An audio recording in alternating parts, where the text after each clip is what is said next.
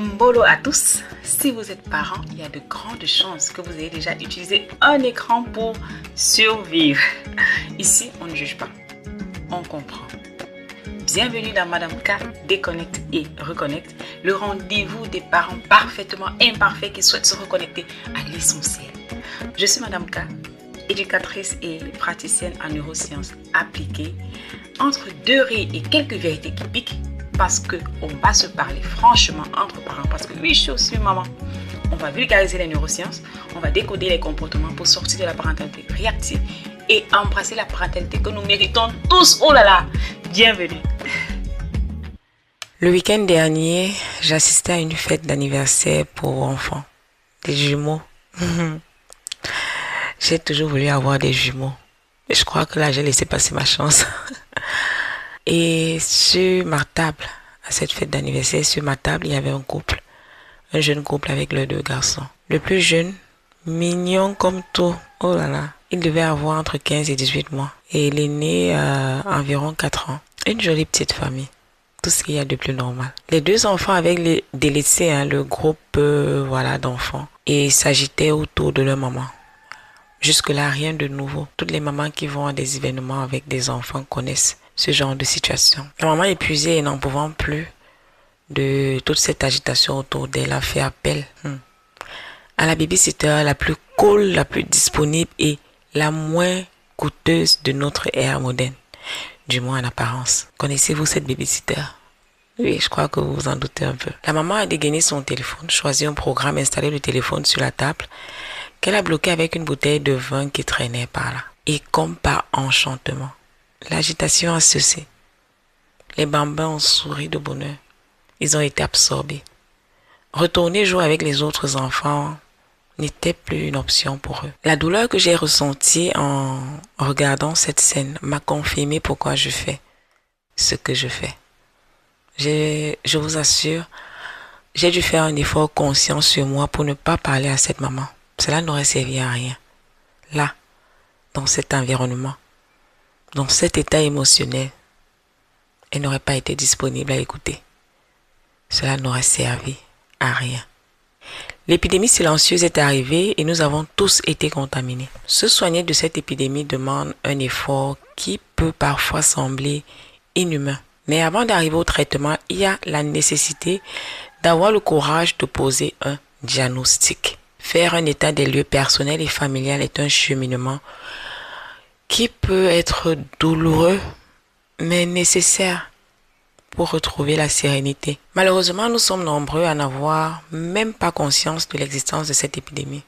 C'est un peu normal, puisqu'elle est silencieuse. Dans l'épisode d'aujourd'hui, je ne vous partagerai pas de grandes théories, pas de résultats d'études scientifiques ou autres méthodes miracles, non. Aujourd'hui, je souhaite parler simplement aux mamans qui m'écoutent. Je suis tellement désolée, les mamans. Je suis désolée que vous soyez obligées de devoir tout gérer toute seule. Je suis désolée que vous vous sentez parfois si seule et abandonnée. Je suis profondément désolée que vous soyez obligée de vous lever tous les matins, même quand votre corps tout entier est douloureux et que vous avez le sentiment que vous le briserez en le sortant du lit. Et dans cet état de survie, le téléphone devient la seule bouée de sauvetage à portée de main. Mais cette bouée est en train de nous faire couler sans qu'on s'en aperçoive. Je comprends. Je suis aussi passée par là. La société nous a abandonnés et nous avons dû trouver nous-mêmes des ressources pour nous en sortir. Internet, les écrans sont apparus comme de parfaits compagnons. Et là encore, personne ne nous a prévenus des dégâts. Personne ne nous a dit que ces technologies étaient conçues pour être addictives. Personne ne nous a prévenus que certains d'entre eux allaient abrutir nos enfants. Nous avons été abandonnés, seuls à notre sort. Je suis passée par là, les mamans. Et je peux vous assurer que ce qui aujourd'hui vous semble impossible est en réalité possible. Vous pouvez vous débarrasser de cette nounou numérique. Vous en avez la force. Je le sais parce que non seulement je l'ai fait pour mes enfants, mais j'ai aussi aidé des centaines de mamans à le faire pour leurs enfants. L'épidémie silencieuse est arrivée dans nos vies et quel que soit le plan qui est le sien, elle trouvera sur son chemin une troupe de mamans lionnes prêtes à mettre en place tous les moyens nécessaires pour protéger leurs petits. On dit que l'information, c'est le pouvoir. Ce podcast a vocation de vous remettre ce pouvoir entre les mains des mamans. Vous recevrez ici, semaine après semaine, de précieuses informations. J'ai créé le podcast Madame K déconnecte et reconnecte pour aider les parents à obtenir des éléments concrets afin de réussir à faire leur propre diagnostic. C'est le passage obligatoire. Vous devez comprendre où vous vous situez aujourd'hui pour savoir quoi faire ensuite. Alors, pour vous aider dans votre processus de diagnostic, j'ai pas pu résister. J'ai préparé un outil simple et efficace d'autodiagnostic. L'outil est gratuit. Ok? Je répète, l'outil est gratuit.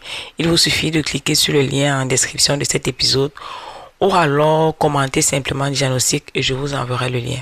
D'accord? Alors, j'aimerais conclure cet épisode spécial en vous rappelant que si vous n'êtes pas encore abonné à ce podcast, c'est le moment pour vous de le faire. Et si vous n'avez pas encore partagé ce podcast, c'est le signal pour vous. Vous devez le faire maintenant, tout de suite. Partager ce podcast, ce n'est pas me soutenir. Pas parce que je n'en ai pas besoin, non. Mais simplement parce que ce travail est bien plus grand que vous et moi.